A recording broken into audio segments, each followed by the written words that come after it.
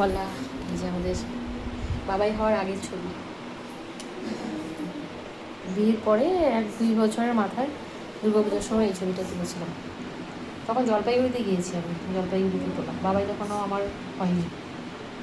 কি মোটো মোটো, কিন্তু মোটো ছিলাম না মনে হচ্ছে তাই। তো বন্ধুরা, রান্না স্টার্ট করে দিলাম। তোমরা তো অনেকক্ষণ দেখলে, আমি ভোট দিয়ে আসার পর পরপর 2টো ব্লগ দিয়েছি।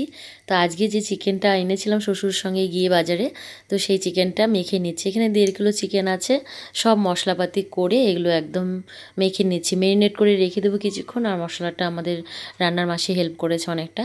তো আমি এখানে বসিয়ে দিলাম গরম তেল আর গোটা ফোড়নগুলো, গোটা জিরে, গোটা গরম মশলা, তেজপাতা, শুকনো লঙ্কা সব কিছু ফোড়নে দিয়ে দিচ্ছি। তারপর কেটে রাখা পেঁয়াজগুলো দিয়ে দিব। এই যে দেখতেই পাচ্ছ পেঁয়াজগুলো, তো দিয়ে দিচ্ছি এখানে পেঁয়াজ। আর মোবাইলটা ধাপ করে পড়ে গেছিলো। আর পাশে বসিয়েছি মুসুরির ডাল। আমার শ্বশুরমশাই আমার হাতের ডাল খেতে খুব ভালোবাসে। এমনিতে রান্নার মাসি এখন রান্না করে, যেহেতু আমি থাকি না। তো বাড়িতে 2টো মাসি আছে, একজন বাড়ির সব কাজ সারে আর একজন রান্না করে দেয়।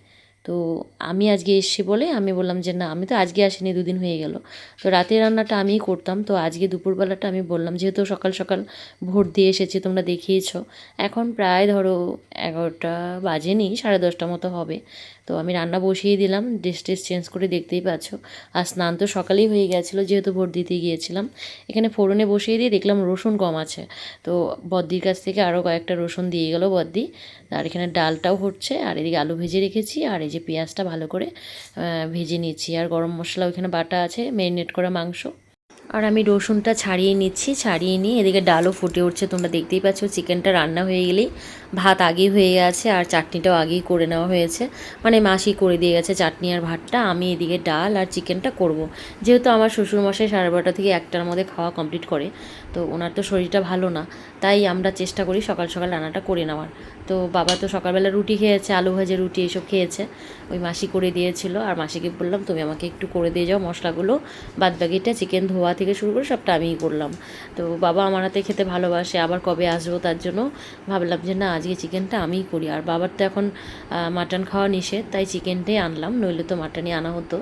তো বাবাই দিয়েছে টাকা পয়সা। আমি বলেছিলাম বাবা আমি আনি, বাবা বলছে না আমিই দিব, চলো বাড়ির সবাইকে দিবি, বদ্দা মেজদা। তো চলো বন্ধুরা, রান্নাটা কমপ্লিট করে তারপরে আসছি তোমাদের কাছে। ঠিক আছে, দাদু ঠাম্মা খাচ্ছে, তুমি চান করো, তারপর দাও গুপুকে পূজা দিয়ে তারপরে খাও। মা তোমাকে আর কিছু দিব? তো বন্ধুরা, এখানে রান্নাবান্না তো কমপ্লিট হয়ে গেছে দেখলে। আর এই যে বাবা মাকে খেতে দিয়ে দিয়েছি, বাবাই তো এখনও খায়নি। বাবাইকে বললাম তাড়াতাড়ি জামা কাপড় খোলো, চান করিয়ে দিব। এখন 12:30 বাজে। তো বাবাকে ডাকলাম, বাবা আজকে স্নান করেনি। বাবা বললো আজকে চান করবে না, জ্বর জ্বর লাগছে। তো বললাম ঠিক আছে। তো দিয়ে দিলাম ওদেরকে, ওরা দুজন খেয়ে নিক, কারণ ওদের ওষুধ খাওয়া থাকে। আর বাবা আমার হাতে দেখো ডালটা কীভাবে খাচ্ছে, এরকম পেয়ে পেয়ে ডালটা আমি বাটি ভরে ডাল দিই। বাবা খুব ভালোবাসে আমার হাতে মুসুরি ডালটা খেতে। তো বদ্দা মেজদা ওদেরকে দিয়ে এসে রান্না করেই, আর মাকেও দিয়ে দিলাম, বাবাকেও দিয়ে দিলাম। বললাম তোমরা তাড়াতাড়ি খেয়ে নাও, ওষুধ খাওয়ার আছে যখন। আর বাবা অনেক গল্প করছিলো, এখানে অনেক ধরনের গল্প হচ্ছিলো। তো সেই গল্পগুলো আর দিলাম না, তোমাদের কাছে শেয়ার করলাম না, কারণ এখানে কিছু এক একটা ঘটনা এমন বলছিল বাবা, তো ওই ঘটনাগুলো শেয়ার করাটা হয়তো ঠিক হবে না। ঠিক আছে, তো চলো পরে আসি, আমি আর বাবাই যখন খেতে বসবো তখন। বন্ধুরা, যে বাবা আর আমার এখানে চিকেন কষা, এখানে ডাল, চাটনি নিয়ে নিই, ভাত নিয়ে নিয়েছি থালার মধ্যে দুজনের একসঙ্গে। খুব খিদে পেয়েছে।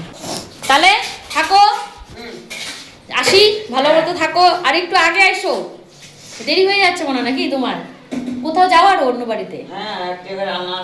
ওইখানে রান্না করে আসো? ও, বাবার এই যে সকালে খাওয়াটা একটু দেরি হয়ে যায়।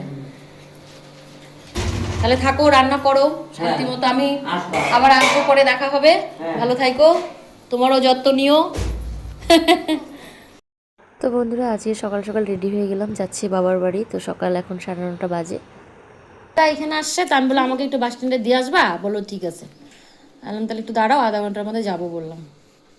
আরে গাই আমি কি ঢাকো তাহলেই হবে। বাবা বসো না এখানে, ও বা তুমি এখানে বসো।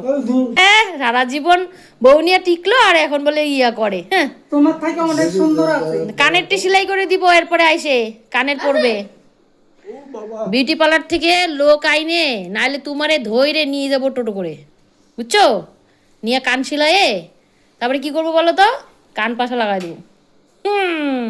আর কি বলছে বিজি বিজি জিতলে বাবা কি দিবে নাকের? দাদু মাছ গাড়ি করবে? হ্যাঁ হ্যাঁ বাবু বসো, এই বসো বসো, ভাল লাগবে দেখতে। না এইভাবে বসো, ফটোগুলা খুব সুন্দর আসছে। এই যে দিদি, এই যে বাবা, এই যে বাবাই পাজি, এই যে মা। তুমি ভয়ে কেমন পাইছিলা তোমার? তুই তো দাদুর দিদাকে হালুয়া টাইট করে দিছিলি এখনই। বাবু ওটা রাখ দাদুর। তো বন্ধুরা বাবা এখানে মজা করছে আর বতি দাঁড়িয়ে আছে। আমরা যেহেতু বেরিয়ে যাব এখন 10টা বাজে, তো বাড়িতে যাব বাবার বাড়িতে, তার জন্য বতি এগিয়ে দিবে। আর শ্বশুর সঙ্গে গল্প করছিলাম, যাওয়ার পথে কিছু ছবি তুলে নিলাম সবার। হ্যাঁ, তো এই স্মৃতিগুলোই থাকবে, আর কিছুই থাকবে না মানুষের জীবনে। তা আমি এই ছোটো ছোটো স্মৃতিগুলো তুলে রাখলাম, বাবা মা আমার ছেলে আমরা সবাই ক্যামেরাবন্দি হয়ে গেলাম। যে লাফানো আর দৌড় কি এই মাথা থেকে এই দিকে পিছনে, ওর পিছনে 10টা-15টা লোক দৌড়াচ্ছে। সনিকের থেকেও ডেঞ্জার, উত্তাহে দৌড়াইতে এইভাবে দৌড় দিতে, এইভাবে মোটা কাটা। খালি খালি যাবা বাস স্ট্যান্ড, বাস স্ট্যান্ড আসি বাবা। হ্যাঁ হ্যাঁ হ্যাঁ ঠিক আছে। তো বন্ধুরা বাবা বলছে পৌঁছিয়ে ফোন করো, মানে এটা আমাকে রোজ সময় বলে, যখনই আমি বাড়ি থেকে বেরোই তখনই বাবা বলে পৌঁছিয়ে একটা ফোন করো। হ্যাঁ, এই আশীর্বাদগুলোই থাকবে বন্ধুরা, আর কিছুই থাকবে না। তো বাবা আমাকে তুলে দিল টোটোতে, এখন যাব বাস স্ট্যান্ড। বাস স্ট্যান্ড থেকে ম্যাজিক বা সাফারি যেটাই পাবো তারপর যাব। দেখো বাবা আমাকে টাটা দিচ্ছে, বাবা টাটা দিচ্ছে, বকে দাঁড়িয়ে আছে। আমি এবার চললাম বাবার বাড়ির উদ্দেশ্যে। এই যে আমরা দুজন যাচ্ছি, ওই যে বাবাকে দেখা যাচ্ছে। তো এখান থেকে বাস স্ট্যান্ডে টোটো করে যাচ্ছি, বাড়ির সামনে টোটো পাওয়াই যায়। তো এই যে আমরা যাচ্ছি এখন বাবাইয়ের আমি। তো চলো বন্ধুরা যাওয়া যাক। এই যে এখানে দেখো তোমাদের দাদা ভাইয়ের মন্দির, মানে ডিএমপি ক্লাব বলে এটাকে, ওই যে কালী মন্দিরটা আগের দিন রাতে দেখিয়েছিলাম। আর বাবাই আমি তো যাচ্ছি দেখো।